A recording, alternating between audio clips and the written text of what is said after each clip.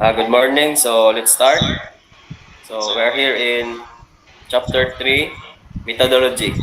So first, why is knowing the methodology is important? So as a research, methodology provides a framework and guidelines for researchers to clearly define research questions, hypotheses, and objectives.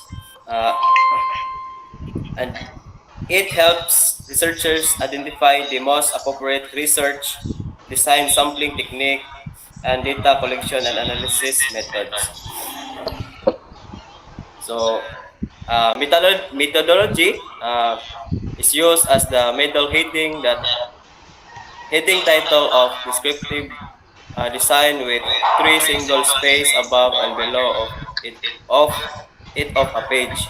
This is presented in chapter 3 of descriptive design and dissertation. So, mo ni ang example sa sa chapter 3, research methodology. So, credits to Ma'am Jen. So, mo ni ang example na diri na state diri ang uh,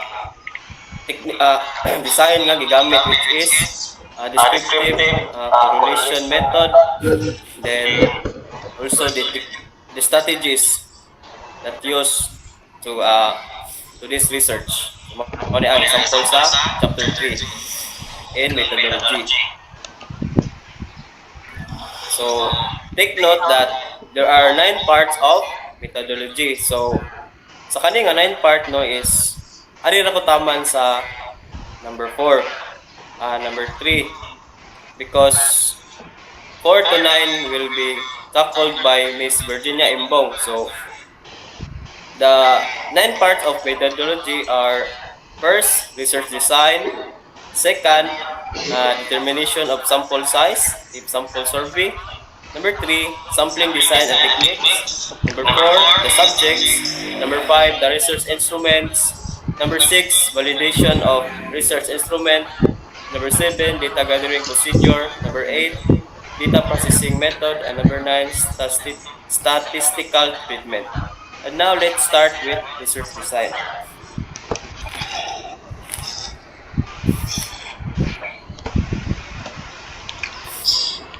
Next slide, ma'am.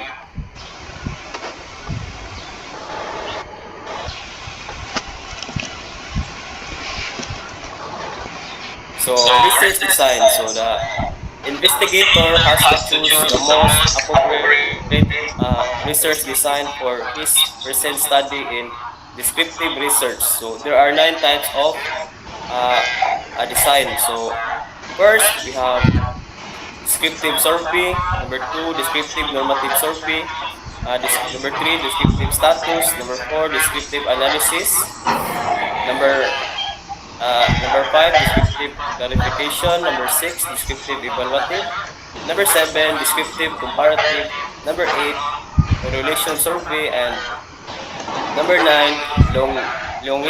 longitudinal survey. So first, let's start with descriptive survey. So, descriptive survey research design uses both quantitative and qualitative research method. It is used primarily to conduct qualitative research and gather data that is statistically easy to analyze.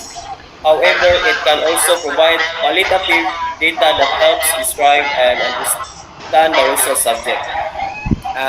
Number 2, the descriptive normative. So, the descriptive normative survey is a research method that focuses on the gathering information about prevailing condition or situation for purpose of description and interpretation, involve analyzing and interpreting data, identifying trends and relationship.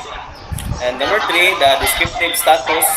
This approach to problem to real facts relating to existing condition. This is a technique of quantitative description which determine the prevailing condition in a group of cases chosen for study.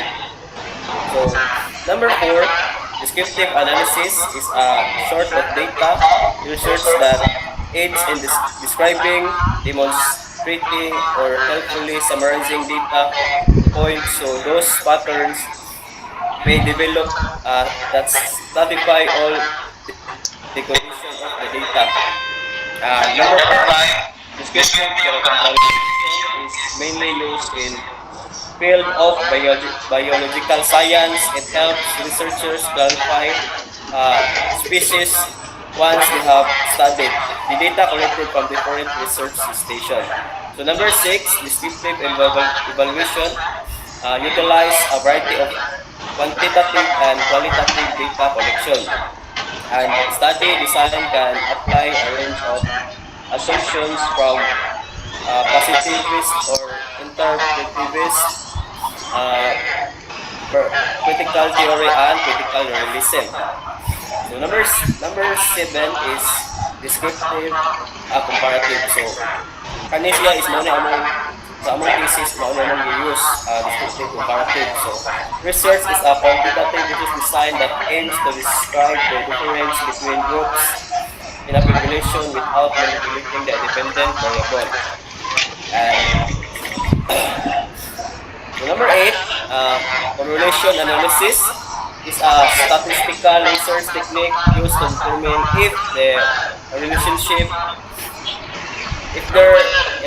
between two variables or data sets. So number nine, the last is longitudinal study is a research design that involves repeated observation of the same variables over a period of time. And now, let's proceed to determination of sample size. So, if sample survey, so part siya sa methodology. So, if sample survey is used due to population is too large, 100 or more, he has determined the sample size. The formula is 10.1 of getting the sample size is as follows. So, take note na applicable na siya if ang imuhang respondents or population is 100 pataas. If dili, you can use katong atong gigamit karon, which is the distribution of table to the respondents. If dako ay imuhang population, mao ni imong gamiton. So S stands for sample size, N is total number of population, and B standard value. So at 1% level of probability with 99%, is E is sampling error, and P is larger possible proportion. So take note na applicable ni sa F 100 pataas ang imong standard. The next slide.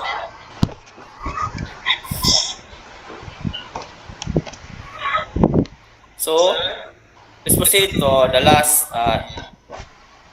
discussion. So sampling design and technique. So there are two kinds of sampling design. So these are the scientific sampling and non-scientific sampling. So in scientific sampling, each member in the population is given an equal chance of being included in a sample. So in non-scientific sampling, not all members in the population are given equal chance of being included in the sample. So nindot ni siya gamiton ang scientific sampling no kay each member sa population is na chance nga ma-appeal sa sampling.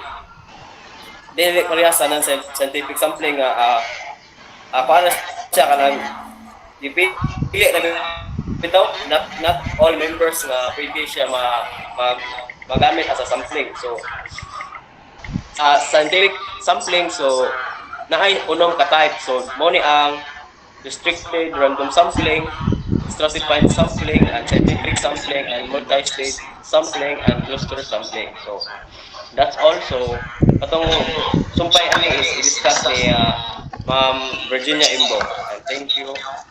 Yeah.